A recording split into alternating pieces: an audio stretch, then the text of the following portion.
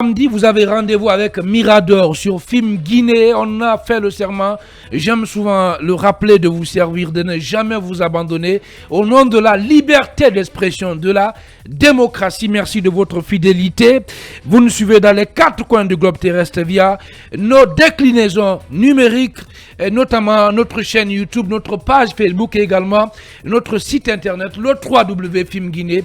Aux opérations techniques, c'est Ahmed Tidiane Camara qui nous accompagne. À venir, notre invité exceptionnel ce matin, le colonel Layali Camara, ancien directeur des eaux et forêts, dont le nom a été cité la semaine dernière. Souvenez-vous, dans une affaire de détournement l'opposant à Modi Ouri Moringa Diallo. Il prend donc la parole ce matin pour livrer sa version des faits. Il y a de cela exactement une semaine. Le président de la Fédération guinéenne des promoteurs de la filière Moringa est présenté le colonel Layali Camara et compagnie comme étant de ceux qui l'ont détourné de l'argent et une dizaine de ses projets. Le colonel qui a bien voulu user de son droit de réponse est notre invité. Il nous rejoindra dans ce studio sur les coups de 10h40. Mais bien avant, on va prendre la direction de l'Éthiopie, oui, pour évoquer donc ce sommet de l'Union africaine et de la CEDEAO qui doit avoir lieu les 18 et 19 février. Il s'agit de la 36e session ordinaire de l'Assemblée donc de l'institution continentale. Et en marge de ce rendez-vous, les chefs d'État de la CEDEAO organiseront bien sûr un sommet extraordinaire pour discuter des transitions en cours en Guinée, au Mali et au Burkina Faso. Trois pays de l'espace CEDEAO dirigés par des militaires qui ont décidé de faire bloc pour défendre donc leurs intérêts. Et dans le sillage de ce sommet, les autorités de la transition guinéenne ont dépêché un émissaire dans la capitale éthiopienne.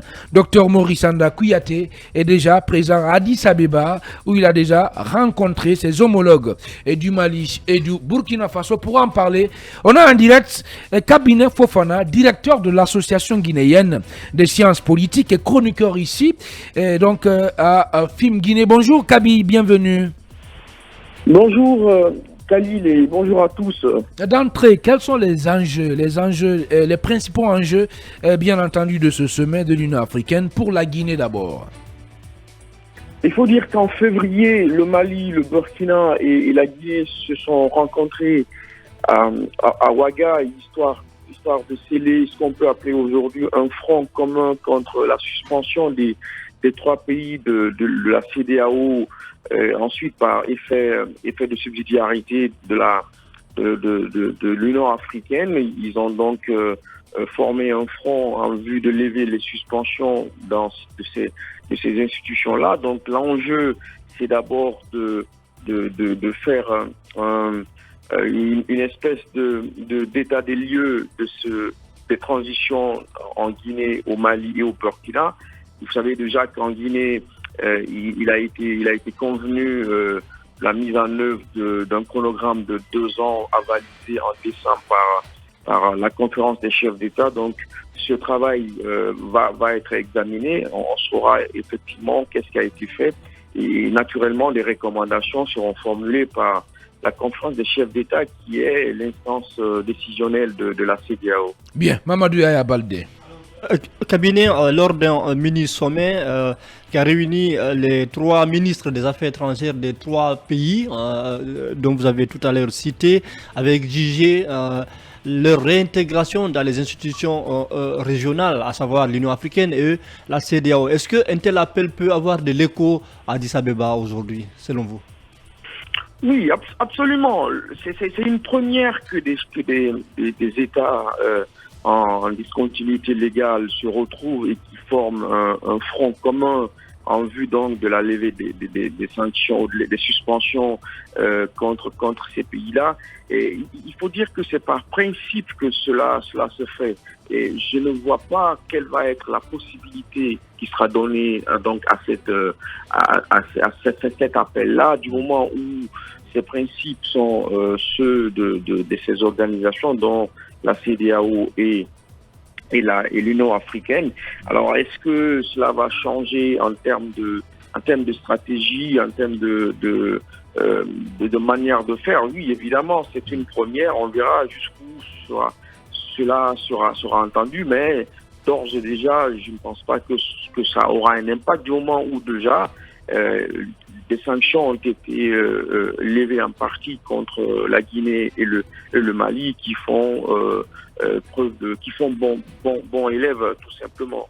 Cabinet Fofana, directeur de l'Association guinéenne des sciences politiques, en direct dans le Mirador Mix. Basekou. Cabinet Fofana, quelle est l'opportunité pour la junte guinéenne, notamment de s'associer aux deux pays pour demander la levée de ces restrictions? Est-ce que vous ne pensez pas en réalité qu'il est important pour nos dirigeants de travailler au respect notamment du calendrier inscrit dans le chronogramme qui a été indiqué pour pouvoir avancer concrètement sur le processus de transition qui est en cours en Guinée? Est-ce que vous ne pensez pas que le travail doit plutôt se faire à l'interne ici pour que les points qui sont inscrits au processus là soient respectés?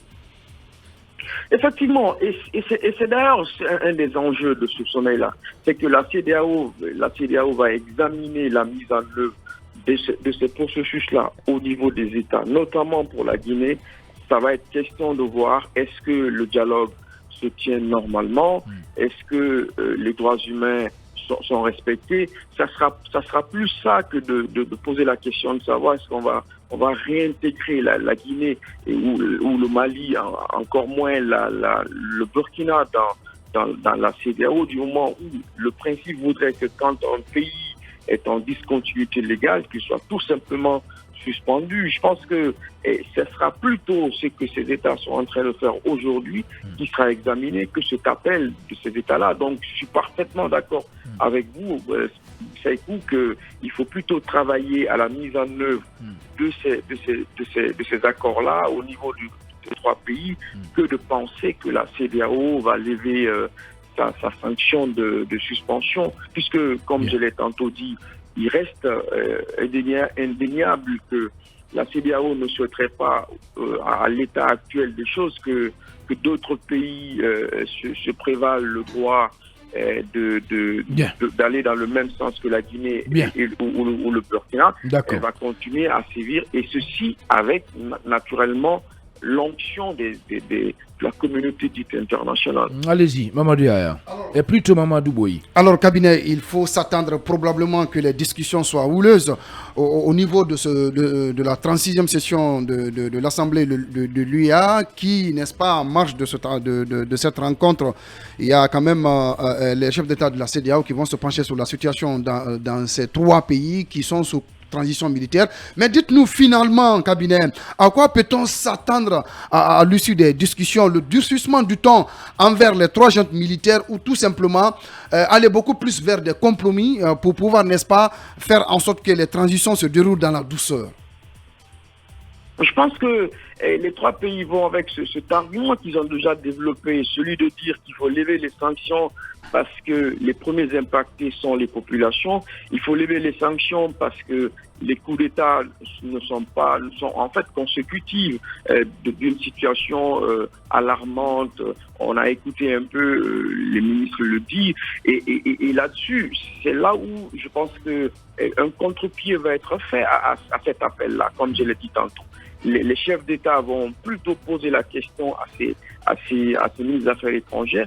Qu'est-ce que vous faites aujourd'hui dans vos pays pour retourner à l'ordre constitutionnel? Et vous savez, comme on l'a sciemment dit, la conférence des chefs d'État étant celle souveraine et celle qui prend des décisions, elle va s'appuyer sur les conclusions de ces spécialistes, mais aussi elle va aujourd'hui chercher à savoir effectivement comment se comportent ces États-là. Je pense que l'enjeu premier et celui le plus important, c'est d'évaluer la mise en œuvre des activités de chronogramme dans ces pays-là et voir effectivement où est-ce qu'on en est. Est-ce qu'il faudrait, dans une certaine mesure, mettre la pression? Et je pense que pression sera mise sur un pays comme la Guinée pour dire, voilà, on a exigé que le dialogue soit inclusif, et que ce fait, il y a bien lieu de redresser les choses. Un cabinet Fofana très très complet. Merci beaucoup, merci d'avoir répondu à nos questions. Merci. Voilà, Kabinet Fofana, directeur de l'Association guinéenne des sciences politiques et chroniqueur politique ici à FIM Guinée. Parlant de cette transition guinéenne, oui, le Forum des forces sociales de Guinée pointe la responsabilité de la CEDEAO, donc l'institution sous-régionale.